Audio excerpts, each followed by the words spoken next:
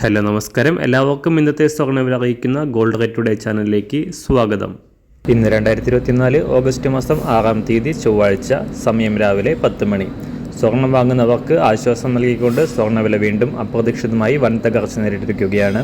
ഒരു പവൻ സ്വർണം 640 രൂപയും 1 ഗ്രാമിന് 80 രൂപയുമാണ് കുറവ് രേഖപ്പെടുത്തിയത്.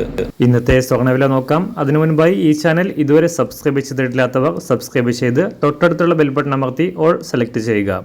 ഇന്നത്തെ 916 സ്വർണ്ണവില 1 ഗ്രാം 6390 രൂപ, ഒരു പവൻ 51,120 രൂപ. 24 ക്യാരറ്റ് സ്വർണ്ണവില 1 ഗ്രാം 6970 രൂപ, ഒരു പവൻ 55,767 രൂപ.